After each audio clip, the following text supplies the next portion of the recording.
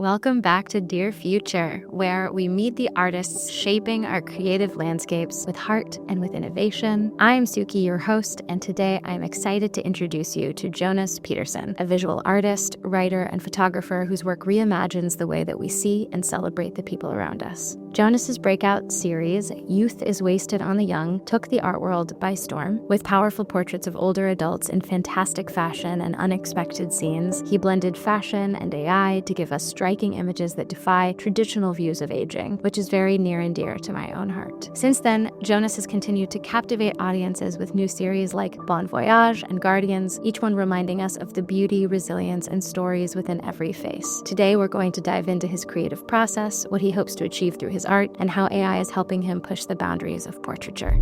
This idea that everything's been done before can be challenged. I've been dreaming of a computer like this my whole life. It really made me think more about how our brains work. It's not coming from anywhere else. It's only coming from us. Dear Future. Jonas, welcome to Dear Future. Thank you. So I want to know a little bit about your journey. You've had a very unique pathway into the art world, and I'm curious what inspired you to start creating portraits that focus on celebrating older adults. Where did that come from? I have come from a family of artists. My mom's a painter, my grandma's a painter, and just grew up in a very artistic home. But I think because of that and having what people call I'm a rebel archetype, I stayed away for a long time from doing what my family did. My dad was a writer, so I stayed away from that for a very long time, and I've taken a very roundabout way into creating artworks myself. I worked in advertising for a long time. I was a professional photographer for 15 years. I've been a writer, but I've just stayed away from creating artworks myself, because for me to do what everyone else in my family did never really felt interesting to me. And again, that rebel archetype has haunted me all my life, but it just means that I'm not going to do what they did. I've had a long career as a professional photographer, and that was just wiped out by the pandemic. 95% of my professional work was traveling around the world taking photos, and that just disappeared overnight. I remember I was in Miami in 2020 and then came home and I was like, I can't go anywhere, and all the jobs I had booked. So basically, long story short, my income was cut to zero, and I always done a lot of experimenting with different mediums and different art forms and stuff since I was 5 years old. Done printmaking and analog photography and experimental things to do, art and collages and all that. And all of a sudden, generative AI came into the scene. I was like, oh, this is fun to play with. And originally it was just that, because I didn't think it was good enough to do anything that I wanted to do. It was just early, mid 2022, which just doesn't sound like that long ago, but in the AI world, that's a long time ago. What I've always tried to do is creating works that impacted people on an emotional level, whether it's in storytelling or imagery or writing for magazines. My whole entry to whatever I do has been, how can I make you feel something about the work that I do? And the AI generative imagery that you could create early on just was not that. For me, it was the doodling. It was like, okay, let's just have fun. But then in October 2022, Midjourney released an update called Midjourney version 4. And overnight, I realized that as someone who's created and taken photos of millions of people and written stories, I can now create fictional imagery and tell fictional stories in a way that I couldn't do yesterday. And I was sitting there and I was saying to people around me, like, I don't know if you know, but things just changed overnight. It went from being surrealist, weird, with just an arm coming out of his ear, to being human-like. This thing changes overnight. You're feeling like, oh my God, there is all of a sudden a way for us to express the work that we've always been doing in different ways. For you, did it feel like you knew you were going to immediately go to portraits because you've already had a history doing them, or did you try around with many different genres and styles? I've been documenting people, taking people's portraits without creating too much for the last 15 years, but I've always been wanting to create fictional work. And then I realized that generative AI can be the fictional side of what it is I want to create. I can create characters, I can create people. I'm still documenting things with my camera, but here I can dictate the process. I can dictate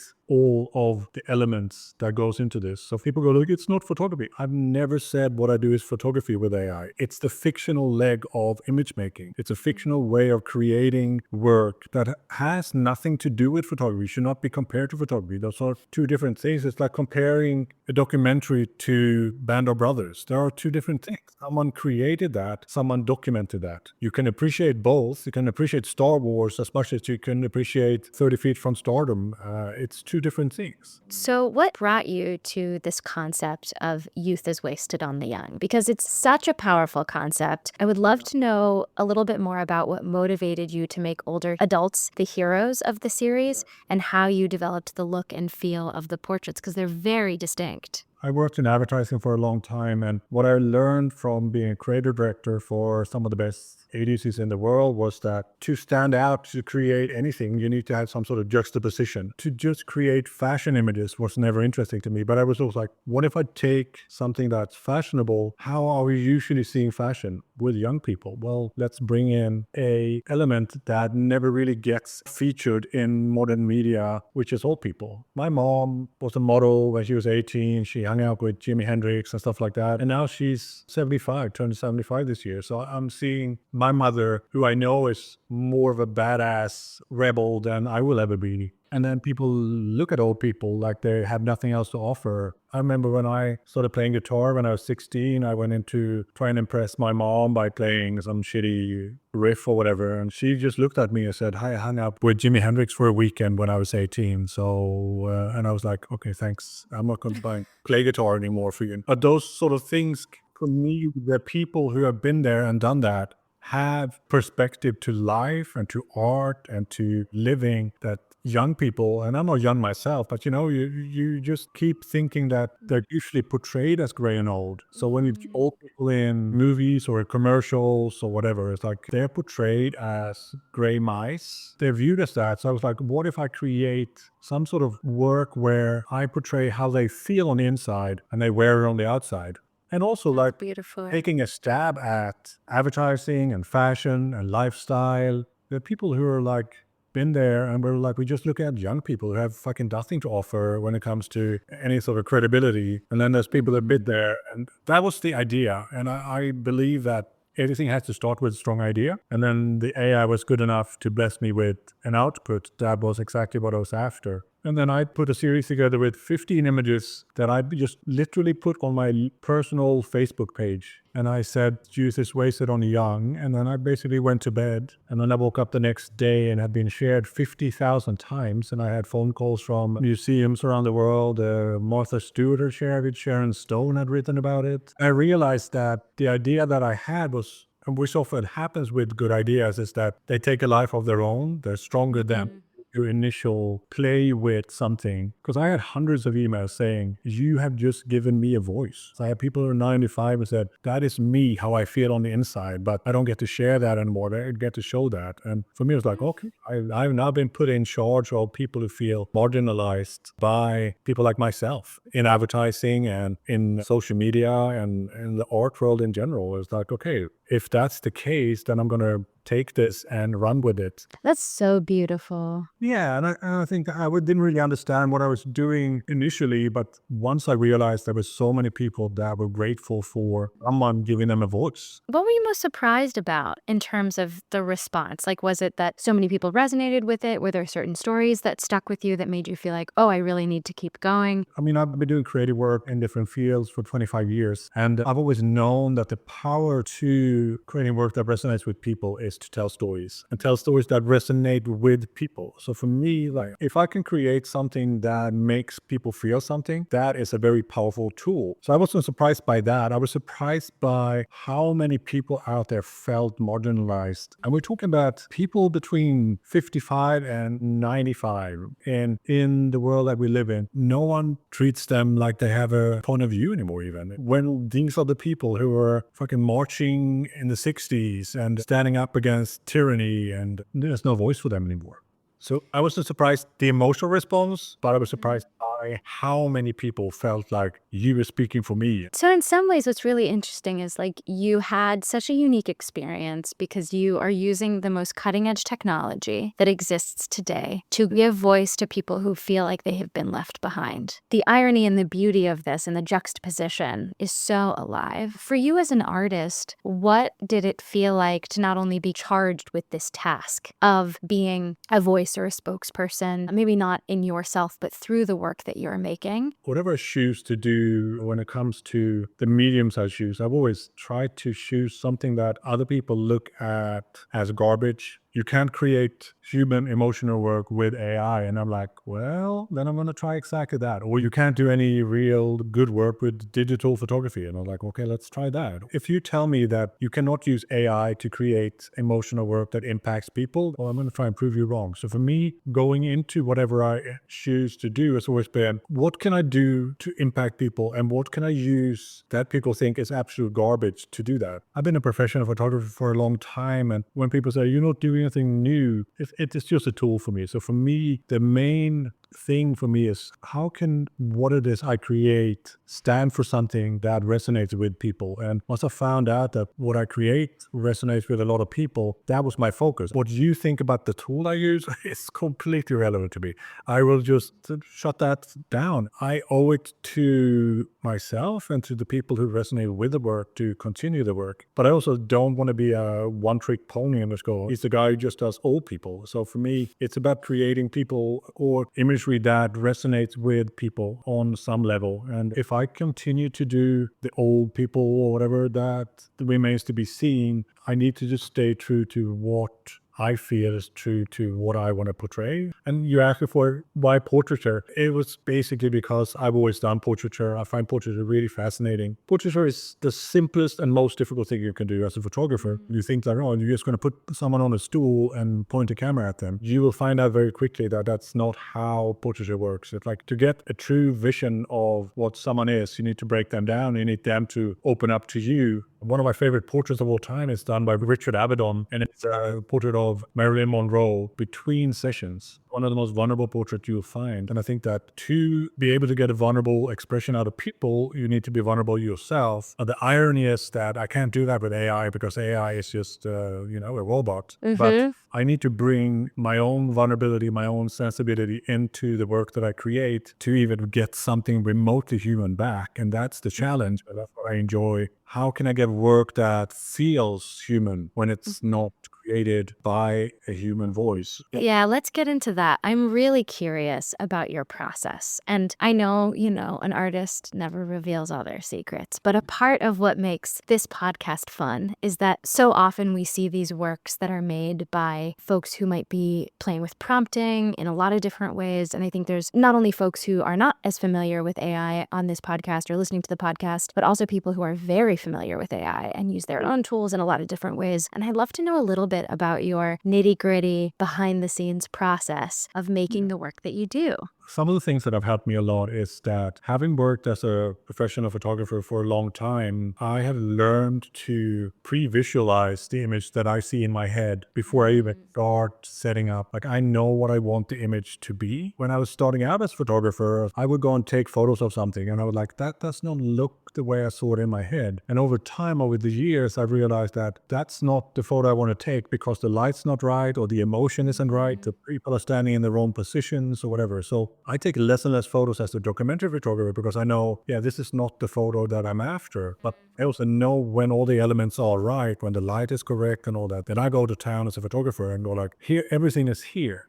So going then into using AI, I have a very clear vision of what it is I'm after. And then my background as a writer, I was a copywriter for a long time. So it's easy for me to verbalize the visual side of things. So the combination of having a vision for an image and be able to verbalize it has helped me a lot with prompting. I also use a lot of both reference using my own imagery, and lately I draw to create the idea that I have and just do like a stick figure thing. You get something back and then you can use that as a reference, and you can start with just an idea in your head and then create a composition using drawings or the images that I've shot, millions of them, and then you could build something from there. But I sometimes do just prompting, just like people say, just text to image. Sometimes I start with text to image and use reference images of my own. I never have, which the irony of using generative AI is that I don't want to take what someone else has done and bring that into what I create. I don't want to take a photo of Richard Avedon or painting of Picasso and tell the AI create something similar. To me, that is a stretch too far. I don't want to do that, but I can use my own images. Here's an image I created. Can you take that and build from that? So I do that quite a bit. And sometimes it works.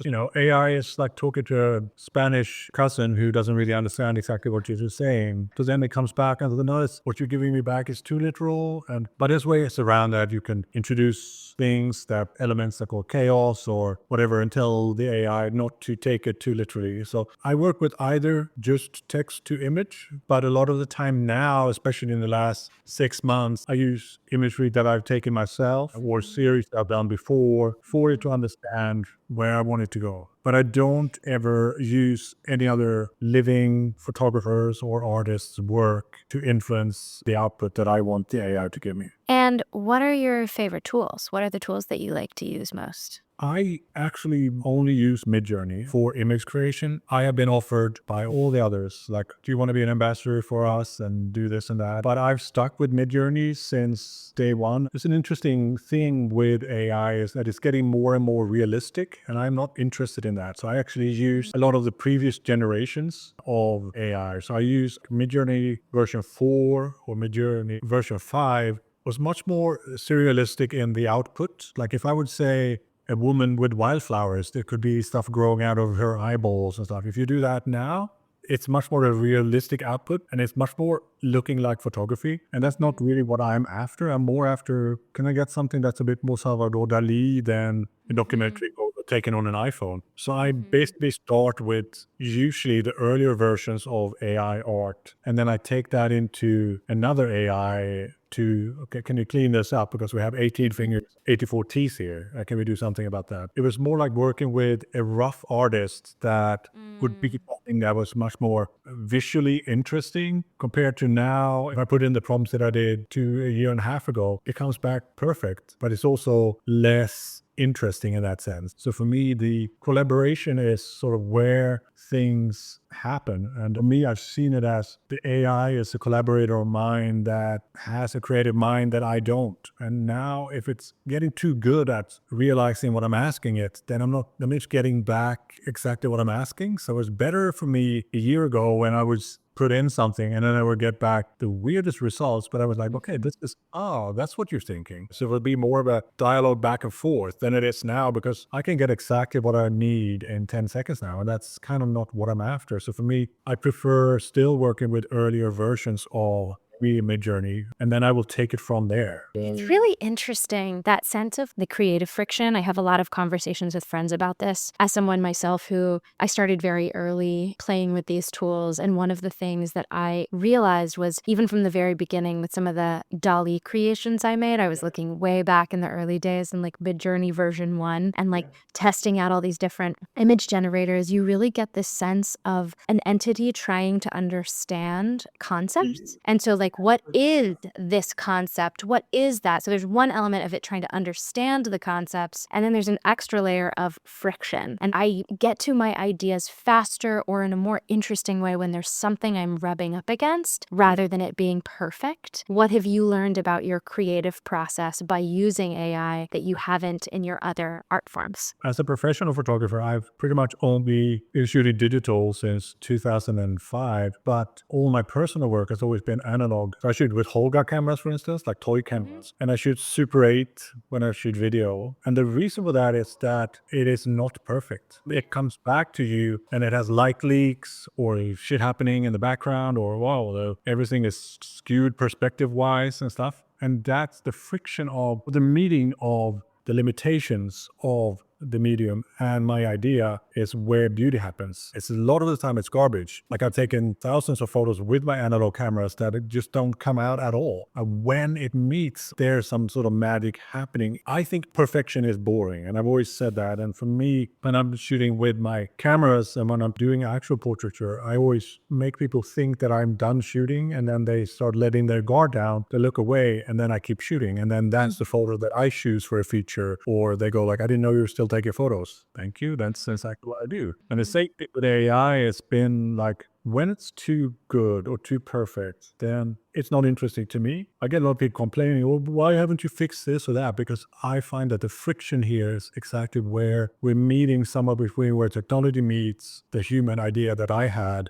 And I also think that if I'm creating artworks that hopefully will stand the test of time, I want them to reflect this is early AI artwork. It should look like it is. I can correct everything. I'm good at retouching and fixing things and all that, but I keep things that are a bit wonky for a reason. Then I'm just doing pretend photography, and it's not interesting to me. But for me, the better AI gets, the less interested I am in the output. And I think it's the same thing. Like people's like, oh, I wish these people were real. I'm like, that's not what I'm trying to do. Like I am not trying to do real things. I'm trying to create fantasy. And I also find it interesting. This is what the AI thinks humans are like. And I find that interesting. Totally. I have this conversation with people all the time where it's like, it's not like telling a DP or a director or an actor. Yeah, it's exactly that. It's like they will take it and run with it. And what I find frustrating is I did that for a long time, and you tell an actor or a DP, whatever, this is what I'm thinking, and then never came back that way. And I'm like, and that's just so frustrating. But here I'm like, I'm more enamored with, wow, that's what you think is human.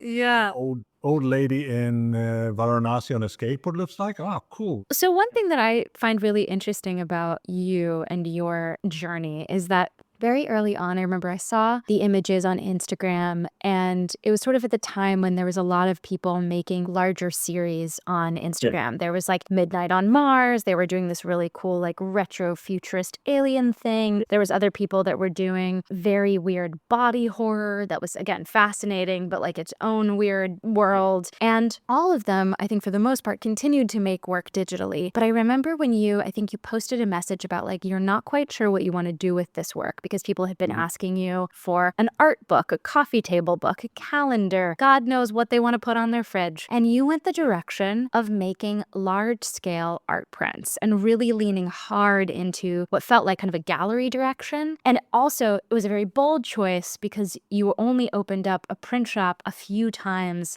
a year. And I'm just so curious about where that came from, how you came to that decision, and do you feel excited about that direction, and how did you arrive here, and are you happy with that choice? I've always been interested in making money. Like if I'm going to do something and do it full time, this needs to feed my family. And I was a professional photographer, and that fed my family for a long time. And now a father of 4. And then I did the youth is wasted on the young. And I woke up and I had literally 8 emails from museums around the world. They were like, we want to feature this work. People said, how can I buy this work? Buy the work? It's not work. Here's stuff I do on my phone, you know? But then I realized people want to buy this. They feel it represents who they are. It represents them. So then I started talking to people in the art world very quickly. And we were talking about this is over a couple of days. I was like, okay, I need to ask people what to do here. And I got in touch with without mentioning names, very high up in the art world who has launched artists. And they said to me, this is what you should charge. You should release maybe 10 images every year and you could charge whatever you want. And I was like, I don't think that's how I want to approach it. I want to create more work. I want to do work. And they said, okay,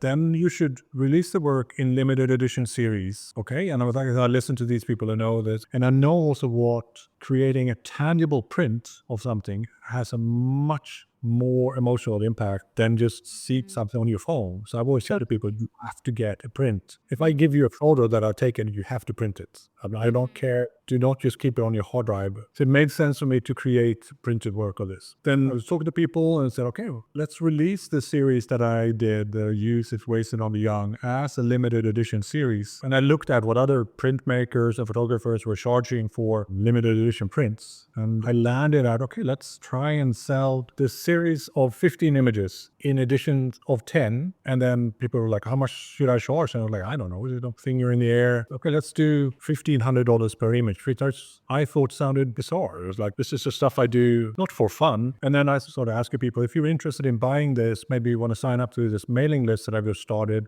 And over a week, I had 8,000 people sign up to the mailing list. And I was like, okay, there's something happening here that I need to take seriously. And then I launched that series the 1st of February last year, 2023, and it sold out in 90 minutes. So I made $250,000 in 9 minutes. And then I was like, okay, this is what I'm doing now. That you were like, and nothing else exists. Now I have to figure out how to sustain this, how to make people understand that.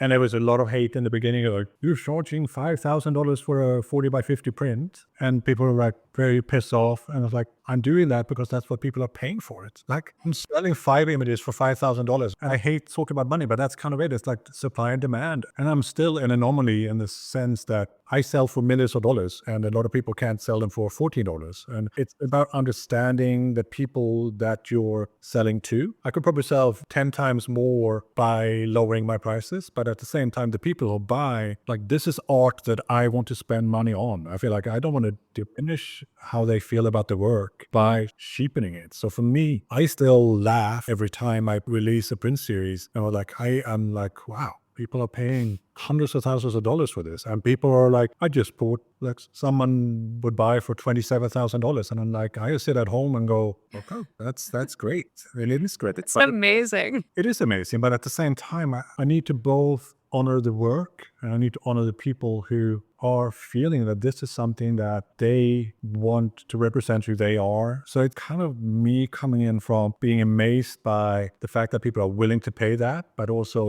to not diminish the value of it for these people. And it's not about me thinking I'm better than anyone else. It's a matter of, this is what people think their work is worth. And I'm like, oh, that is fantastic. I'm just going to keep at it. I am amazed by how well it's going. Congratulations. It's so wonderful. In many ways, you've moved this out of the world of AI into the world of sort of galleries and the art world. Yeah. And I'm really curious what's next, because you had, again, the series, there's other series that you're working on. What are you really excited to work on in the next 6 to 12 months? Since day one, I was asked, is there a coffee table book of this work? And there isn't, but I would really say that I am working on, but I'm not. I want to do a coffee table book of some of the work, and that's something I'm excited about. I also do work for brands, which is ironically less interesting to me, but because that's what I've done as a creative director for many years. But for me, I just love creating work that touches people in some way or another. That is what I want to keep doing. But I also want to diversify and see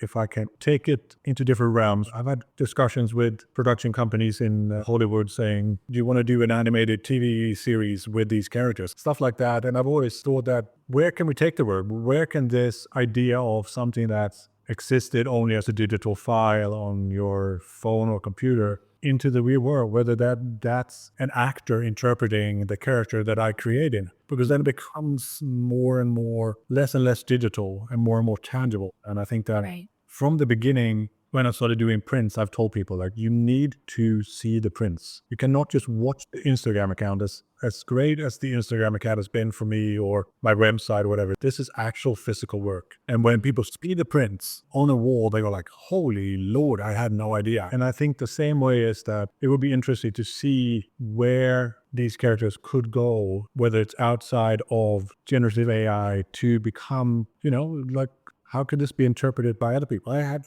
a lot of, every day I get illustrators and painters, amateur painters and stuff going, can I use your work to create my work? And I was like, I think that all artworks are derived from other art. Like, I was inspired by people like Abaddon or Cartier-Bresson when I started as a photographer, or cinematographers who I love. Whatever I do is, of course, not a copy of their work. If I have their work on the inside of my brain, and for me to then have people say to me, can I use your work as inspiration for my paintings? And we're like, that's what art is. Such a gift. It is. So for me, I'm thrilled that people like what I do. I want to keep doing that. But I'm also thrilled to see, how can I slot this into other parts of the discussion that we're having? Like we talked about earlier on, using older people. I have had 5 retirement homes by a big series of mine because they feel like it will impact the residents of their retirement homes. If that's what I can bring, if that's my gift, then I'm like, you can have the artworks for free. I'll send it to you. Like, So sweet. that's the impact that you can have on the discussion on the climate that we have, whether it's how we treat other people, then that's a gift. So if I can do more of that, then I'm happy. That's beautiful. What a great note to end on. I have one final question, and this is going to be a succinct one. How would you complete the sentence? Dear future, if you were talking to the future. Dear future, remember that kindness prevails. I'm going to take that one in. That was so good. Yeah. I really appreciate your time. Thank you so much.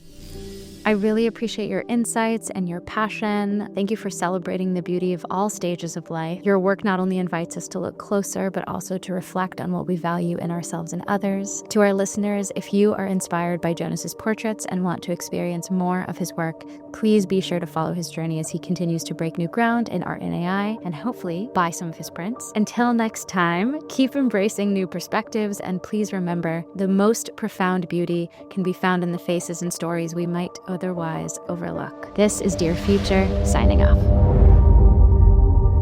Dear Future.